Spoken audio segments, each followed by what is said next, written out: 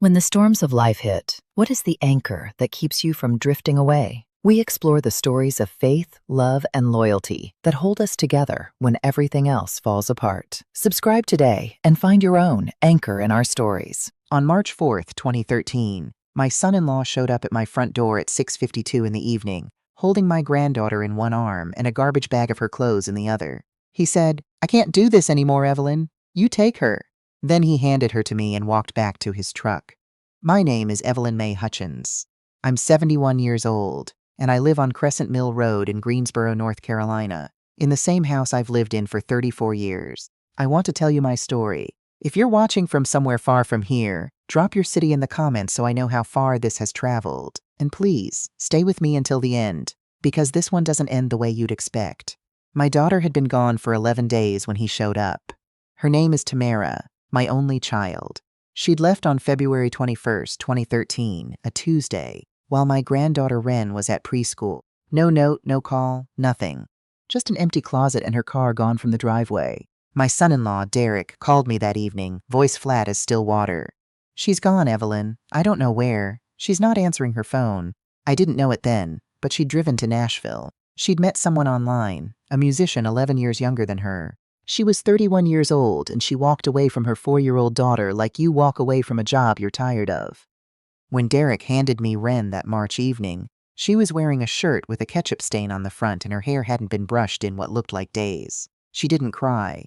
She just pressed her face against my neck and said, "Nana, can we have soup?" I said, "Yes, baby, we can have soup." I heated up tomato soup from the can, the only kind she'd eat, and I cut her grilled cheese into 4 triangles, the way she liked, and I sat across from her at my kitchen table and watched her eat like nothing had happened. She was 4 years old and she had no idea her whole life had just shifted underneath her. Derek stayed for 15 minutes. He was remarried within the year, moved to Charlotte, visited Wren twice in the first 2 years, then once, then not at all. I don't say that to condemn him. I say it because it's what happened. Wren lost both of them at the same time. What I had was her. What she had was me. The first call I made the next morning was to my friend Joyce, who'd worked 30 years at the Guilford County Family Court. I told her what happened. She said, "Evelyn, listen carefully. You need to document everything starting today.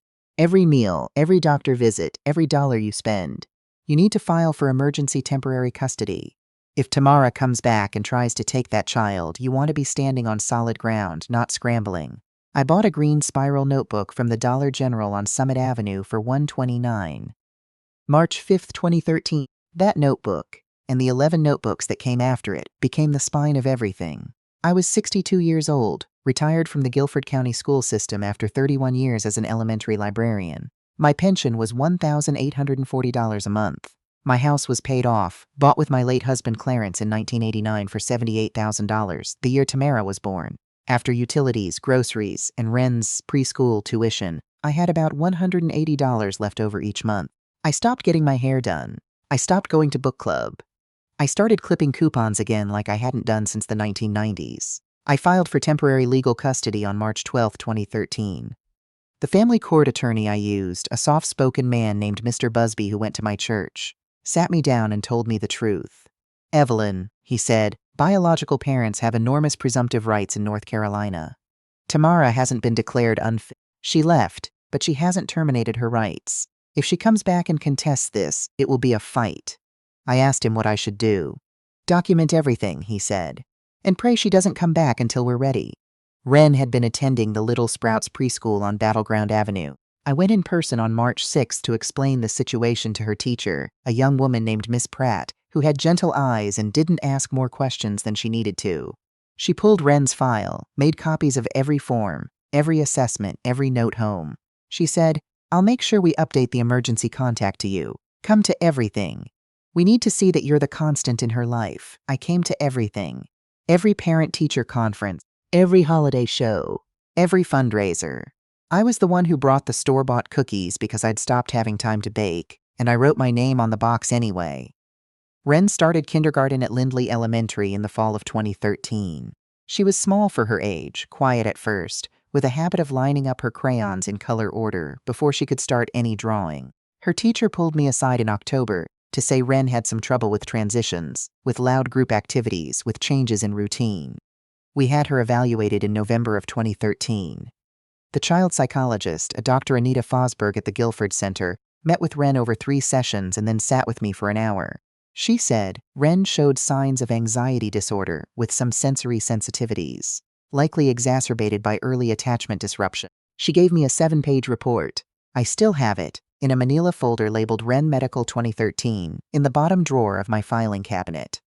What Dr. Fosberg told me was this: Ren needs consistency more than most children.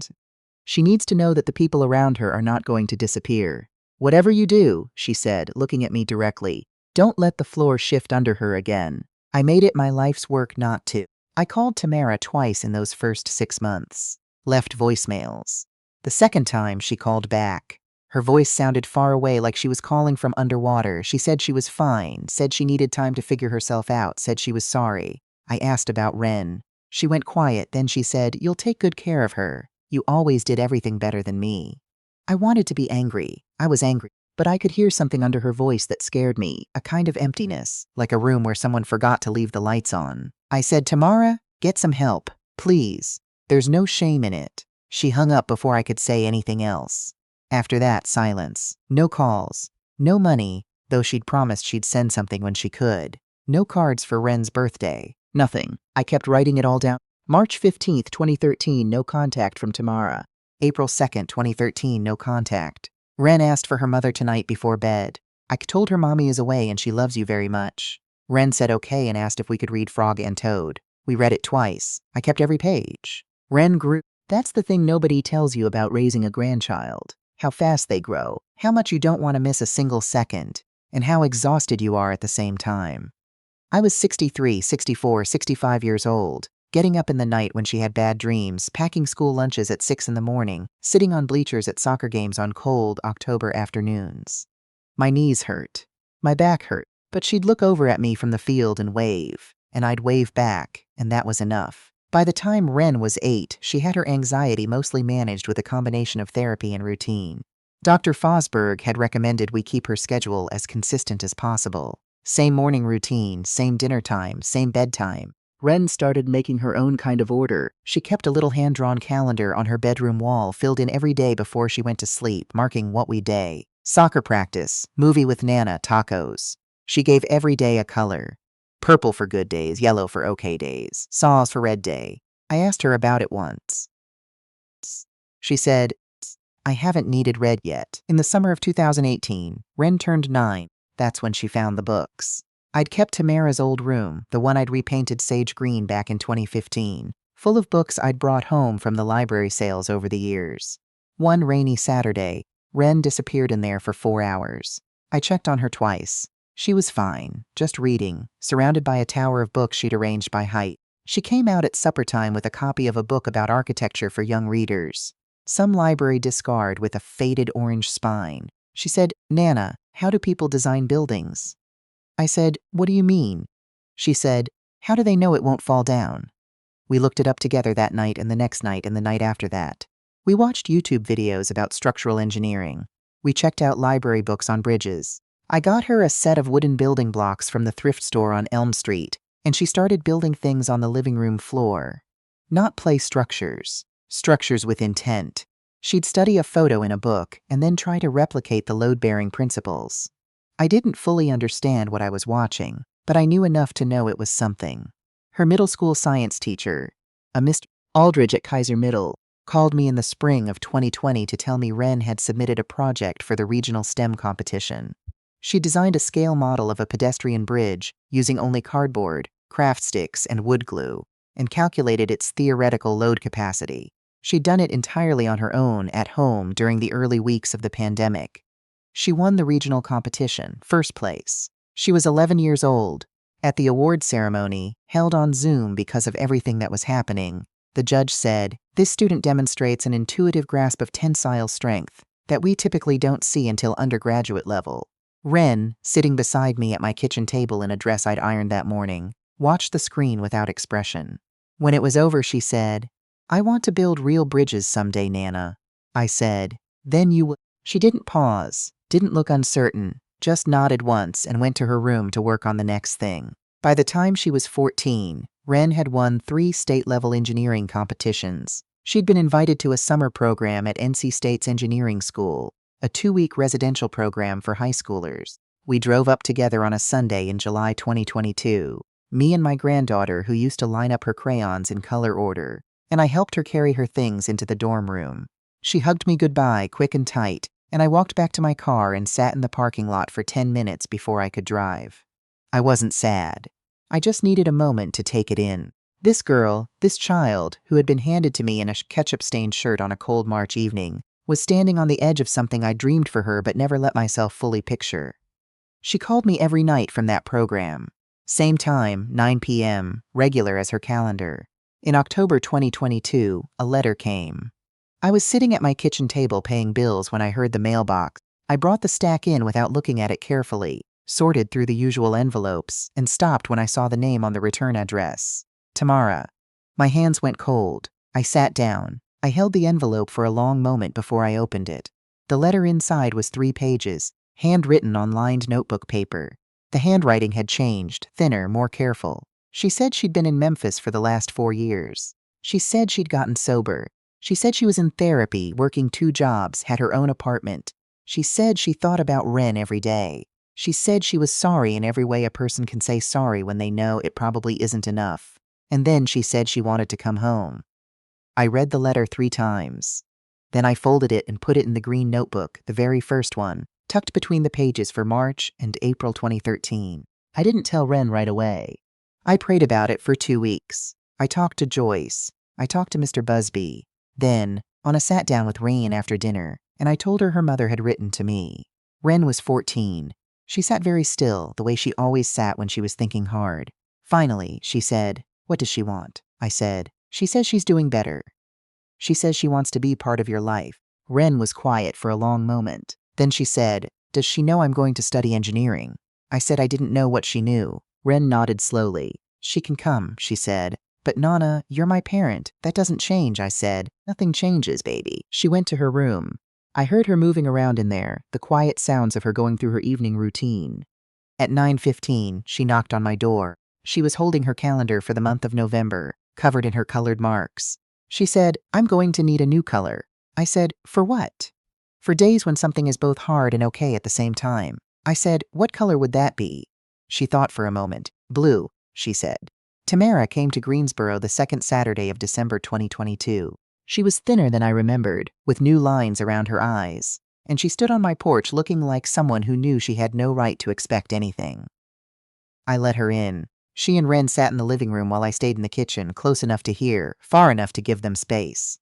I didn't hear much, mostly silence, then Tamara's voice soft and low, then Wren answering in short sentences. After an hour, Wren came to find me. She said, "She's different." I said, "People can change." Wren said, "I know." She thought about it. I told her about the bridge competition. She cried. I said, "How do you feel about that?" Wren said, "I don't know."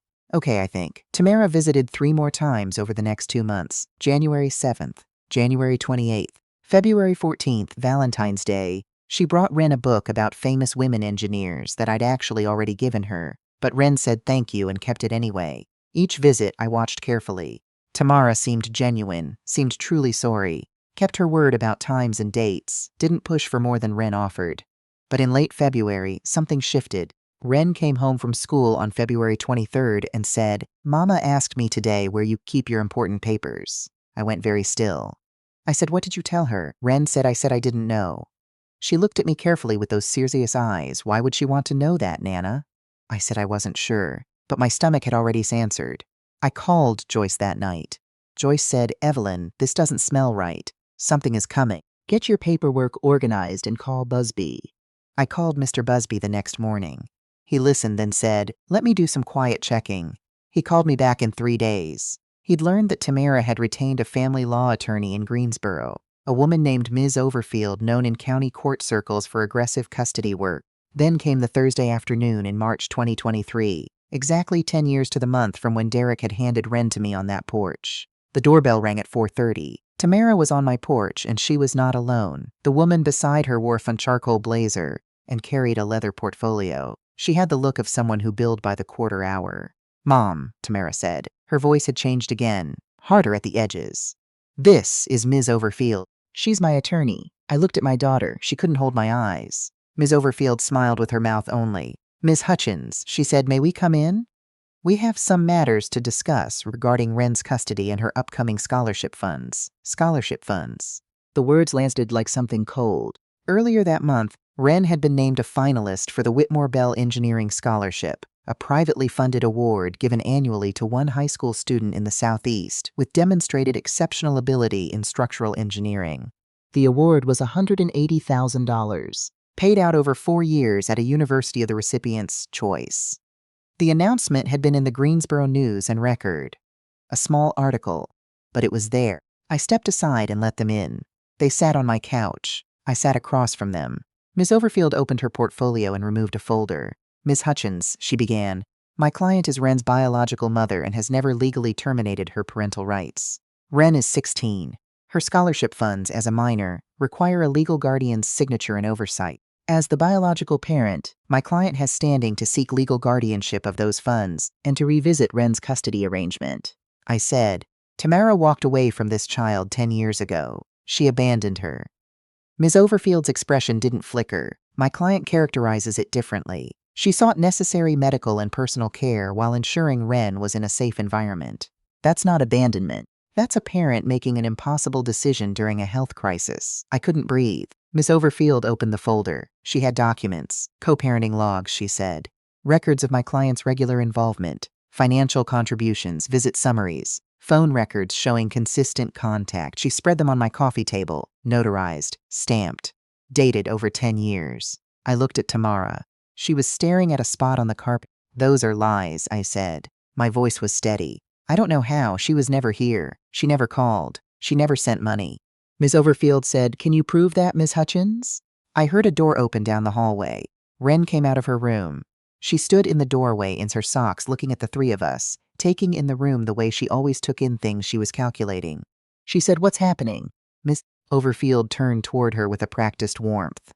Wren, your mother is here because she loves you and wants to be more involved in your future, especially with your scholarship. She wants to make sure your finances are properly managed. Wren looked at Tamara. Tamara finally looked up. Mom, Wren said quietly. Did you know about the scholarship before the article was in the paper? Tamara said nothing. Wren nodded once, like she'd gotten the answer she expected. She looked at me. Nana, I said. It's okay, she said. I know. You'll need to present all of this in court, right? Ms. Overfield said, that's correct, yes. Wren said, good. Because everything you just put on that table is going to need to hold up to scrutiny. And I want to be there when it doesn't. Then she turned and walked back to her room and closed the door. Ms. Overfield gathered her documents. We'll be in touch with formal filings, she said. I recommend you retain counsel, Ms. Hutchins. When they were gone, I sat down on the couch and put my face in my hands.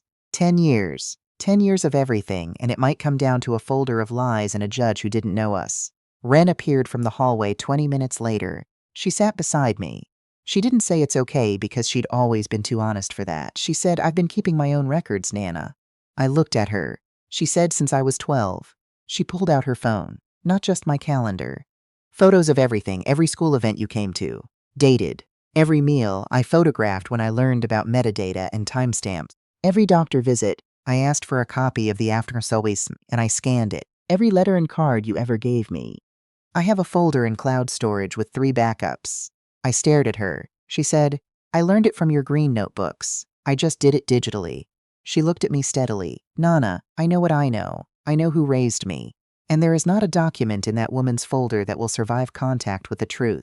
The next 4 months were the hardest I'd faced since Clarence died in 2007. Depositions, discovery hearings. Tamara's attorney presenting her fabricated record, visit by visit, month by month, a decade of involvement she'd never had. Mr. Busby cross-examined carefully, but there were limits to what he could crack without evidence to counter each specific claim. In the depositions, Tamara was polished, coached. She described a holiday visit in December 2015, where she said she'd taken Wren to see the lights at Tanglewood Park. She described Wren's fear of the carousel and how she'd held her hand. Mr. Busby asked, what was Wren wearing that night? Tamara said she didn't remember exactly. He asked, what did you have for dinner beforehand? She said she thought it was pizza somewhere. He asked, can you produce a single photograph from that visit? She said she wasn't much of a photographer. In my deposition, Tamara's attorney asked me why I hadn't pursued formal legal guardianship sooner. I explained. She asked why I couldn't prove Tamara hadn't visited on certain dates. I said because I can't prove something that didn't happen, only document what did. She smiled and said, "Exactly. 3 weeks before trial, I called Joyce. I said, I don't think we have enough." Joyce said, "Evelyn, do you trust Wren?" I said, with my life. "Then trust what she built." On the morning of the trial, Wren dressed carefully. She wore a navy blazer I hadn't seen before. She'd bought it herself with babysitting money, she told me in the car. She wanted to look like someone who meant what she said. The judge was a woman named Judge Elaine Corfield, gray-haired, reading glasses on a chain, known in county circles for being exact. She reviewed everything patiently. She asked careful questions. Tamara testified, smooth, sincere, detailed. Mr. Busby cross-examined about the Tanglewood Park visit. Then he said, "Your Honor, I'd like to recall the Respondent's Exhibit 7. The dated photograph Tamara's team had submitted showing a woman and a child at Tanglewood Park, 2015. He pulled up a second document, a reverse image search result. The photo was a stock image, licensed from a photography website, purchased November 2022. The woman's face had been digitally altered. The original image showed a different child entirely. Then Wren was called to the stand. She walked up without hesitating. She wore her navy blazer, and she looked at the judge, not at Tamara. She explained her documentation system. The photo metadata showing dates, times, GPS coordinates, 12 years of school events attended by me and not her mother. She produced dental appointment records, therapy notes, the scout troop meeting logs, the soccer registration forms.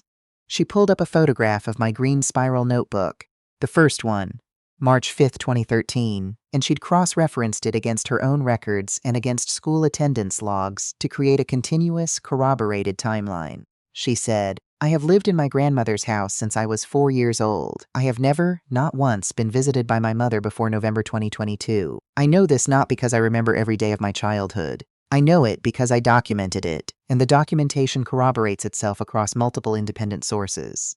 She looked at Tamara then, steady, not unkind, just honest. "I understand why she left," Wren said. "I don't fully forgive it yet, but I understand it. What I don't understand is lying about it in court. You didn't raise me. You have no right to my scholarship money, or to disrupt the home that did." Ms. Overfield objected. The judge sustained it on narrow grounds and then looked at Tamara. "Ms. Kinley," she said. "That was Tamara's married name now, from a brief marriage 3 years prior. She used it only in legal filings." "Miss Kinley," she said again. "The photograph your team submitted as Exhibit 7 has been demonstrated to be a stock image with digital alteration. The visit logs your team submitted contain dates that cross-reference against school records showing your daughter was ill and home with her grandmother on 2 of those occasions. The phone records your team submitted show contact initiated in November 2022 and not before, despite your claim of weekly calls for 10 years. The judge put down her glasses. "Are you prepared to withdraw these exhibits?" Tamara's attorney put a hand on her arm. Tamara shook her head once, slowly. Ms. Overfield said, "Your Honor, my client maintains." Tamara said, "No." The courtroom went quiet. Tamara said, "Your Honor, I withdraw the Her voice broke on the last word. "I fabricated them. I'm sorry." Her hands were shaking. "I thought if I just had the paperwork it would fix something. I thought the judge would believe the paperwork more than the truth." She was crying now. "I was wrong. I was wrong about all of it. Leaving, lying, all of it." She looked at Wren. "I'm so sorry, baby. You deserved better than me." Wren sat very still. She didn't cry. She nodded once. Judge Corfield looked at the room. She was quiet for a long moment.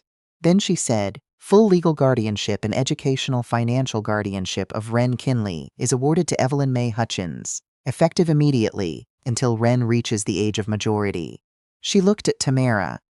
"Miss Kinley, you will face separate proceedings related to the fabrication of these documents. I recommend you consult with your attorney immediately." The gavel came down. I sat in that courtroom for a full minute before I could stand up. That was 8 months ago. I'm writing this from my kitchen table on Crescent Mill Road. The morning light is coming through the same window it's come through for 34 years. Wren is in her room. She leaves for NC State in 7 months. She's been accepted to their engineering program with the Whitmore Bell Scholarship, covering most of her first 4 years. Last month, she hired herself out to a local architecture firm on a 10-hour-a-week student consulting basis. The principal of the firm told me at a community event that in 20 years of practice, he'd hired 3 interns this young. She was the first. Tamara received 18 months of probation and 200 hours of community service. She completed her first 40 hours at a women's shelter on the east side of Greensboro, helping with their intake systems, organizing documents for women who'd lost everything and were starting over. I don't know if that was the judge's intention or a coincidence. Maybe neither. Maybe both. I saw her at a grocery store in January. She saw me first. She stopped her cart in the bread aisle and waited. I walked toward her. She said, "How is she?" I said, "She's extraordinary." Tamara's eyes filled. She nodded, pressed her lips together. She said, "You did that," I said. "She did it herself. I just kept the lights on." Tamara said, "I know." She looked at her cart. She looked back at me. She said, "I don't expect anything. I know I have no standing to ask. But if Ren ever wants to," I said, "she knows where you are. Whatever she decides, I'll support it." Tamara nodded. She said, "Thank you." And she walked away, down the store, and I stood there for a moment. I don't know yet if I've gotten there. I think about forgiveness. I know I'm somewhere on that road. I know Ren is somewhere on it too, at her own pace, in her own time. She still keeps her calendar. Every night before bed, she marks the day its color. Mostly purple now, a lot of blue.